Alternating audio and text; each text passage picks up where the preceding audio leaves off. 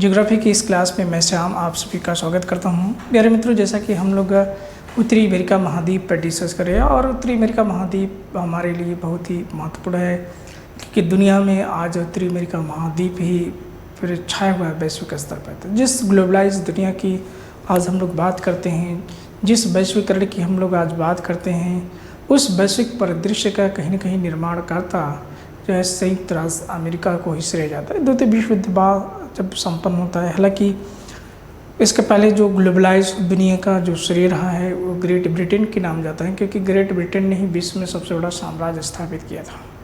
लेकिन great Britain द्वितीय विश्व युद्ध के बाद पूरी तरीके से आप जैसा कि जानते हैं कि भारत जो है उसका सूर्यास्त हो चुका। फिर उसके बाद नए दो गुटों का युग उदय होता है, जैसा कि आप जानते हैं संयुक्त राज्य अमेरिका और दूसरी तरफ सोवियत संघ। संयुक्त राज्य अमेरिका का जो गुट है वो पूंजीवादी विचारधारा को लेकर चला। आज पूरी दुनिया को पूंजीवाद ने ग्लोबलाइज कर दिया और कहीं न कहीं समाजवादी विचारधारा से प्रभावित जो सोवियत संघ वह सिमट गया। आज वह रशिया के रूप में सिमट गया, अपने आप में टूट गया उसका संघ। तो कोल्ड वार का जो दौर है, दुनिया में दो विचारधाराओं की लड़ाई थी जिसमें पूंजीवाद विजयी हुआ। तो पूंजीवाद विजयी क्यों हुआ, उसके पीछे कहीं न कहीं रीजन था, क्योंकि पूंजीवाद स्वतंत्रता पर जोर देता है और व्यक्ति को आज़ाद कर दो। उत्पादन के लिए उसे किसी भी प्रकार का इंटरफेयर न करो। उत्पादन की जितनी चीज़ें हैं उसे पर्सनली कर दो। व्यक्ति जो निजी कर है वो लाभ के लिए काम करता है। सरकारें दुनिया में लाभ के लिए काम नहीं करती हैं।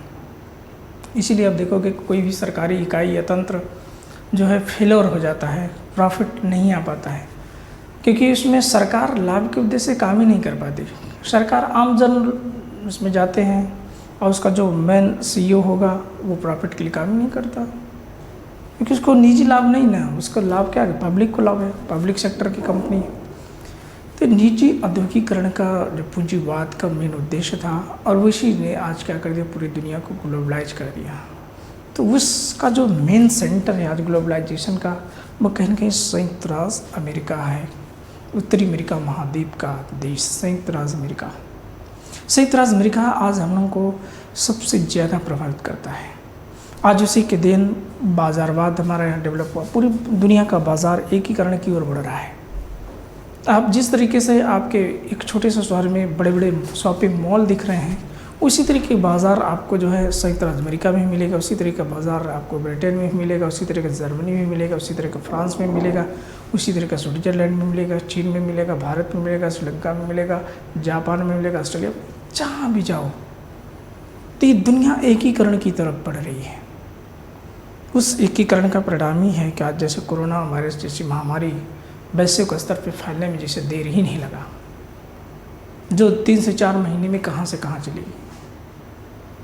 तो ये महाद्वीप इस परिप्रेक्ष्य में भी हम लोगों के लिए इम्पोर्टेंट है। इसका महत्व थोड़ा सा जानना हमें जरूरी है। तो हम लोगों ने देखा इसके जो विभिन्न देश हैं उसकी स्थिति देखा था, फिर इसमें जो है पर्वत देखा, पठार देखा, नदियाँ देखा, जो कुछ मरुस्थलीय क्षेत्र थे उसको देखा, झीलों को देखा। अब हम लोग थोड़ा सा इसके जो कम्प्लीमेंट चीज़ें बची हुई हैं उस पर थोड़ा सा डिस्कस कर लेते हैं। यहाँ जैसा कि कहा जाता है कि संयुक्त राज्य जो अमेरिका है वो व्यापक स्तर पे पेट्रोलियम का भंडारण उसके पास है। कोयले का भी भंडार पाया जाता है। जो अप्रेशियन पर्वत श्रेणी का जो क्षेत्र है, यहाँ पर कोयले का भंडार यहाँ पर मिलता है संयुक्त राज्य अमेरिका के क्षेत्र में। कोलोराडो के पठारी क्षेत्र में भी जो पेट्रोलियम और कोयले का भंडारी क्षेत्र यहाँ पर भी मिलता है। जो मिशिगन और सुपीरियर झील का जो क्षेत्र है, यहाँ पर उन लोगों को व्यापक स्तर पर लौह अयस्क के भंडार मिलते हैं। तो खनिज क्षमता के दृष्टिकोण से संयुक्त राज्य अमेरिका कहीं न कहीं संपन्न था और उस ऊर्जा का उसने सही दिशा में इस्तेमाल करते हुए और क्या किया, अपनी आर्थिक स्थिति को मजबूत किया। तो आज इकोनॉमिक पावर ही उसको जो क्या कर दी, ग्लोबलाइज दुनिया में वैश्विक पावर बना दिया। तो जिसके पास पैसा उसी के पास टेक्नोलॉजी, जिसकी जीडीपी जितना ही बड़ी उसके पास टेक्नोलॉजी भी उतनी ही ज़्यादा है। अब चीन और अमेरिका इसका उदाहरण है, जापान इसका उदाहरण है, जर्मनी इसका उदाहरण है, फ्रांस इसका उदाहरण है, ब्रिटेन आप देख सकते हैं। तो जितने भी देश हैं दुनिया में, ये आर्थिक रूप से संपन्न होने के कारण ही आज टेक्नोलॉजी के बेसिस पर भी वो सर्वश्रेष्ठ हैं। तो हमें भी चाहिए कि जीडीपी को उस तरह से ग्रोथ करना है, अपने भी मॉडल को हमें विचार करना होगा। तो ये थोड़ा सा हम लोग जो संयुक्त राज्य अमेरिका के तटवर्ती क्षेत्र में जो जलधाराएँ प्रवाहित होती हैं उस पर थोड़ा सा विचार कर लेते हैं। फिर उसके बाद संयुक्त राज्य अमेरिका या फिर इस उत्तरी अमेरिका महाद्वीप में जो कुछ पवनें प्रवाहित होती हैं, जो स्थानीय पवनें हैं, उनको थोड़ा सा देख लेते हैं। तो आइए देखिए, इधर अटलांटिक महासागर के तटवर्ती क्षेत्र में चले तो यहाँ पर हम लोग को एक जलधारा प्रवाहित होते हुए नज़र आती है। इस सार्गेसो सागर से होते हुए कनाडा के तटवर्ती क्षेत्र तक जाती है और इस जलधारा का नाम है गल्फ स्ट्रीम। क्या नाम है जलधारा का? Gulf stream. गल्फ स्ट्रीम जिसे हम लोग खाड़ी जलधारा के भी नाम से जानते हैं। देखिए, गर्म और ठंडी जलधाराओं का जो डिवीज़न है हम लोग आसानी से कर लेते हैं, कोई इसके लिए परेशान होने की ज़रूरत नहीं है। कोई भी जलधारा 0 डिग्री अक्षांश से, हम महासागर में आपसे डिस्कस किए थे कि 0 डिग्री अक्षांश से 90 डिग्री, ये 90 डिग्री साउथ, 90 डिग्री नॉर्थ। तो जब भी विषुवत रेखीय क्षेत्र से ध्रुवीय क्षेत्र की और कोई भी जल धारा प्रवाहित होगी तो ये हमेशा कैसी होगी? गर्म होगी। क्यों? क्योंकि ये क्षेत्र गर्म है और ये कैसा है? ठंडा है। ये कैसा है? ठंडा है। तो ये गर्म जल का क्षेत्र जब ठंडे क्षेत्र की ओर जाएगा तो स्वाभाविक है वहाँ गर्म ही महसूस होगा। और जब भी ध्रुवीय क्षेत्र से विषुवत रेखीय क्षेत्र की ओर कोई जलधारा अगर प्रवाहित हो रही है तो ये जान लीजिए कि वो ठंडी होगी। इसमें कोई डाउट नहीं है, इसमें कोई संदेह नहीं है। इस जलधाराओं का विकास कैसे होता है, अभी एक जिसमें हमने आपसे डिस्कस किया था महासागरों में। ये थोड़ा सा हम स्थानीय चीज़ों को जोड़ दे रहे हैं कि जिससे यहाँ पर भी चीज़ें एक बार आपका रिवीजन हो जाए। गल्फ स्ट्रीम जो कि एक गर्म जलधारा है। अब देखिए, गल्फ स्ट्रीम के इधर उत्तर की ओर से लिब्राडोर सागर से एक जलधारा आती है और इस जलधारा का नाम है लिब्राडोर जलधारा। क्या नाम है इस जलधारा का? लिब्राडोर जलधारा। ये किस जो है सागर में प्रवाहित होती है? लिब्राडोर जलधारा लिब्राडोर सागर में प्रवाहित होती है। अब देखिए, जो दोनों जलधाराएं यहाँ पर आपस में मिलती हैं, कनाडा का न्यूफाउंडलैंड, जो न्यूफाउंडलैंड द्वीप है, आइलैंड्स है, इस न्यूफाउंडलैंड द्वीप के निकट में यहाँ पर ये दोनों जलधाराएं मिलती हैं और दोनों जलधाराओं के मिलने के कारण सामान्य जल का ताप विकसित होगा। गर्म और ठंडा पानी मिला दीजिए, आपको मान लीजिए ठंड का महीना है, बहुत ठंडा पानी है, प्यास लगी थी और आपने क्या किया तो तत्काल पानी को गर्म कर दिया, बहुत गर्म हो गया। अब क्या करोगे आप? तुरंत क्या करोगे? तो ठंडा पानी मिला, जल का तापमान सामान्य हो गया। तो हम भी जीव है ना, तो ऐसे समुद्री जीव भी हैं। तो हम जैसे जीव की विशेषता ये है कि हम भी सामान्य चीज़ों को पसंद करते हैं, तापमान को हमेशा सामान्य पसंद करते हैं, ज़्यादा गर्मी भी नहीं पसंद करते, ज़्यादा ठंडी भी नहीं पसंद करते। तो ठीक उसी तरीके से जो समुद्री जीव हैं वो भी इस तरह के वातावरण को पसंद करते हैं, वही उस वातावरण में सबसे ज़्यादा विकसित होते हैं, डेवलप्ड होते हैं। ये सामान्य जल विकसित क्षेत्र होने के कारण यहाँ पर विश्व का मत्स्य उत्पादन केंद्र विकसित होता है, जिसको हम लोग बोलते हैं ग्राउंड बैंक। ये कनाडा के तटवर्ती क्षेत्र में है, इसे हम लोग क्या बोलते हैं? Ground bank. ये एक मत्स्य उत्पादन केंद्र है, विश्व का दूसरा बड़ा मत्स्य उत्पादन केंद्र इसे हम लोग मानते हैं। अब देखिए, यही जलधारा जो खाड़ी जलधारा है, गल्फ स्ट्रीम है, यही जलधारा आपके उत्तरी अमेरिका महाद्वीप के तटवर्ती क्षेत्र से प्रवाहित होते हुए ये कहाँ चली जाती है? संयुक्त राज्य अमेरिका, ये यूरोप जाती है। अब देखो, यहाँ पर जो सामान्य जलधारा का क्षेत्र विकसित हो रहा है ना, जब ये दोनों जलधाराएं मिलती हैं तो जब अगर शीत ऋतु का मौसम हो तो यहाँ पर कोहरा बनता है। क्या बनता है? कोहरा, जैसे हम लोग यहाँ बनता है ना, तो इसे बोलते हैं शीत दीवार। तो ये पूछा जाता है आपसे कि कौन सी जलधारा शीत दीवार का निर्माण करती है, या फिर यूपीएससी इसे लिखेगा कि गल्फ स्ट्रीम जलधारा अटलांटिक महासागर में शीत दीवार का निर्माण करती है, या फिर यह जलधारा लिब्राडोर सागर के निकटवर्ती क्षेत्र में क्या करती है, शीत दीवार का निर्माण करती है। सत्य है कि असत्य है? तो हम लोग क्या बताएंगे, सत्य है। अब यही जलधारा जब यूरोप जाती है तो यूरोप के तटवर्ती क्षेत्र में, क्योंकि इधर शीत ठंडा मौसम होता है और इस गर्म जलधारा के प्रभाव से लोगों को ठंड से राहत मिलती है, तो कहते हैं कि यूरोप का कंबल है। तो किस जलधारा को हम लोग यूरोप का कंबल कहते हैं भाई? गल्फ स्ट्रीम को।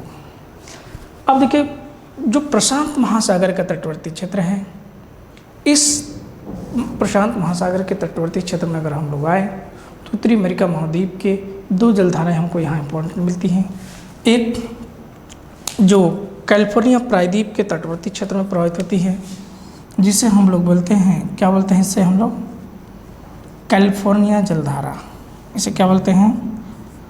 कैलिफोर्निया जलधारा। कैलिफोर्निया जलधारा। अब ये कैलिफोर्निया जलधारा देख रहे हैं आप कि ये 0 डिग्री अक्षांश इधर है, 0 डिग्री अक्षांश की ओर आ रही है, ध्रुवीय क्षेत्र से विषुवत क्षेत्र की ओर जा रही है। तो स्वाभाविक है कि कैसी जलधारा होगी? यह ठंडी जलधारा होगी। और भाई जब ठंडी होगी ना ठंडी होगी तो इसका प्रभाव क्या देखने को मिलेगा? गल्फ स्ट्रीम की ही देन है कि अपलेशियन पर्वत का ये जो पूरा एरिया है, और इधर जैसे ये मैक्सिको की खाड़ी में भी ये चलती है, इधर कैरिबियन सागर से होती हुई ऐसे जाती है। तो इस कारण से इस पूरे भाग में वर्षा अच्छी होती है। तो जो ये मिसिसिपी मिसौरी नदियों का जो अपवाह तंत्र है ना, ये अच्छी वर्षा प्राप्त कर लेता है इस जलधारा के प्रभाव से। लेकिन वहीं कैलिफोर्निया ठंडी जलधारा के प्रभाव से यहाँ पर जलवाष्प का निर्माण ही नहीं होता, और जलवाष्प जब बनता ही नहीं तो बादल बनने का कोई सवाल ही नहीं उठता, और जब बादल बनेगा नहीं तो यहाँ पर वर्षा नहीं होती, और यहीं पर कैलिफोर्निया का जो प्रांत डेवलप होता है, शुष्क क्षेत्र विकसित होता है, जिसमें हमने आपसे डिस्कस किया था मृत घाटी का। मृत घाटी जो 86 मीटर गहरी घाटी है, और इतनी गहरी होने के बावजूद भी यह घाटी शुष्क है। इसको तो इतने गहरी होने पर झील बन जाना चाहिए था, लेकिन जब वर्षा ही नहीं हो रही तो झील बने कैसे? एक बड़ी समस्या। फिर हम लोगों को यहाँ अलास्का प्रायद्वीप की जो अलास्का की खाड़ी है, इस अलास्का की खाड़ी में अलास्का नामक गर्म जलधारा मिलती है। कौन सी जलधारा मिलती है? अलास्का गर्म जलधारा।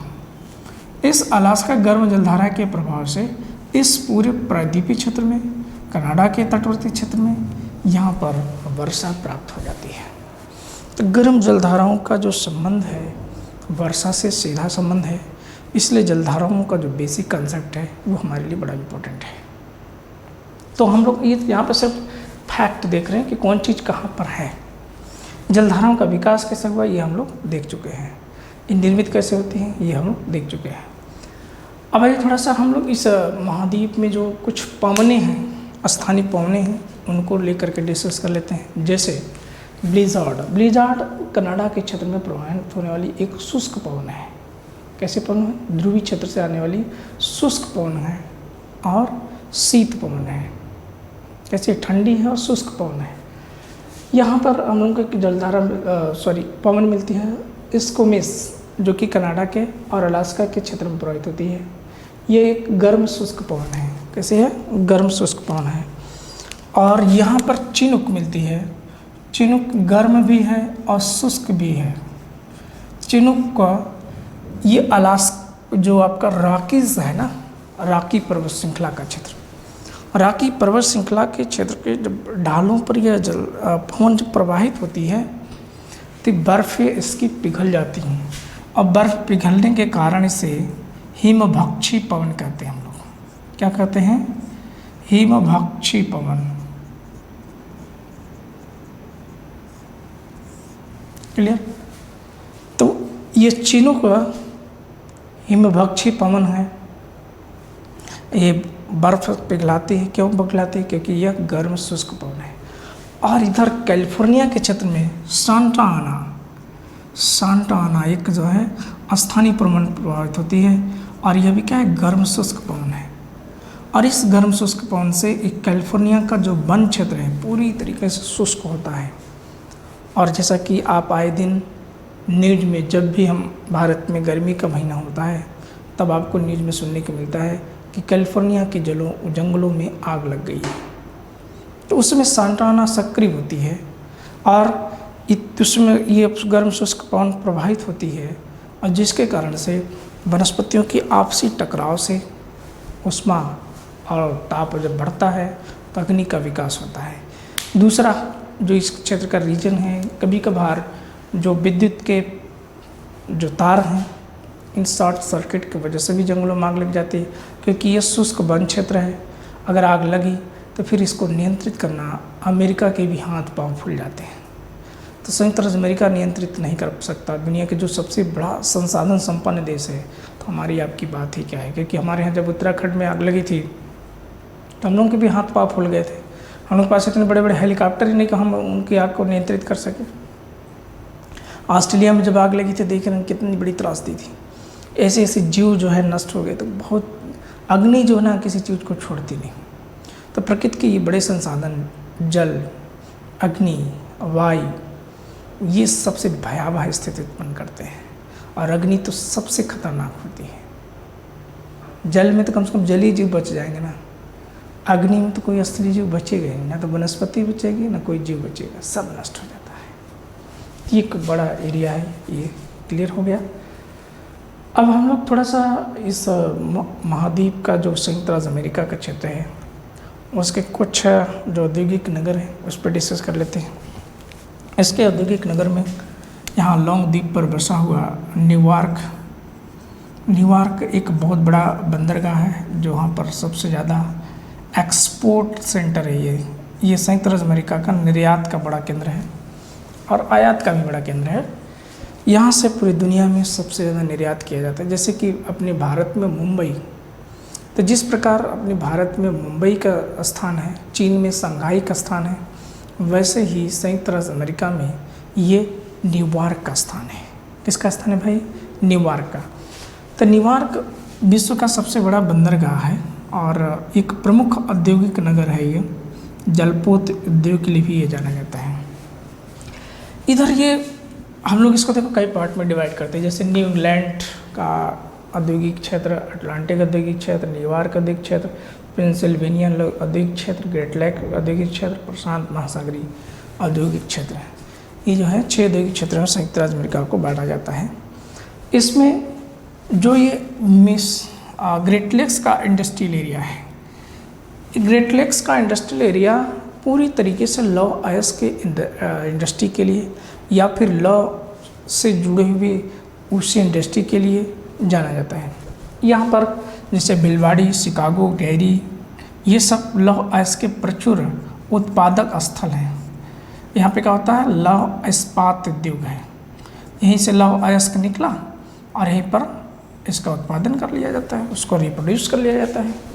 फिर इसको यह ईरी झील के तटवर्ती क्षेत्र में जो डेट्रॉयट, जो उस दिन भी हमने जिक्र किया था आपसे कि यह ऑटोमोबाइल का सबसे बड़ा सेंटर है। ऑटोमोबाइल यानी परिवहन के वाहनों का, गाड़ी मोटर उद्योग सबसे बड़ा विश्व का यहाँ पर मौजूद है। चाहे जितनी बड़ी बड़ी ब्रांड है आपके दुनिया की, चाहे मर्सिडीज़ हो, चाहे BMW हो, चाहे आडी हो, फेरारी हो, जितनी भी कंपनियाँ हैं विश्व की, सब यहाँ पर अपना उत्पादन सेंटर बना रखे हैं।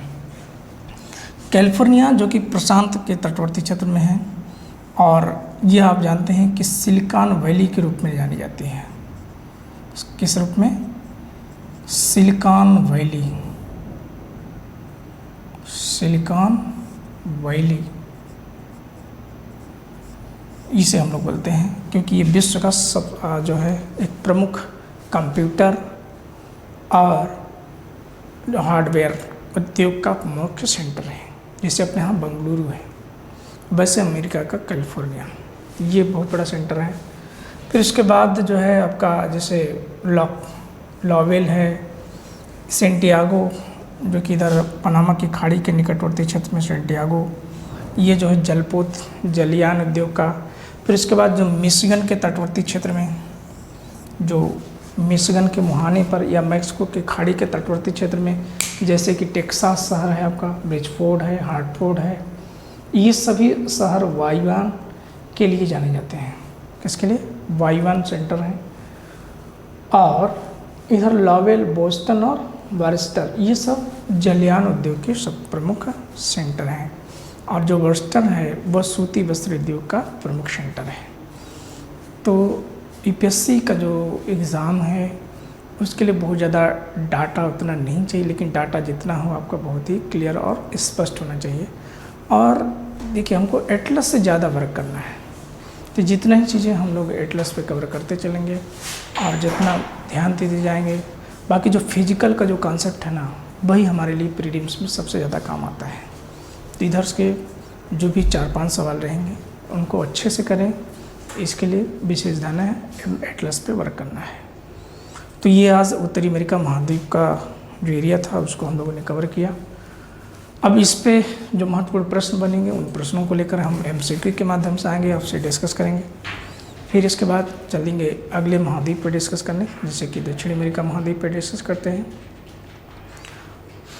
तो आज का ये क्लास यहीं तक, फिर अगली क्लास में आपसे मुलाकात होगी। तब तक के लिए नमस्कार।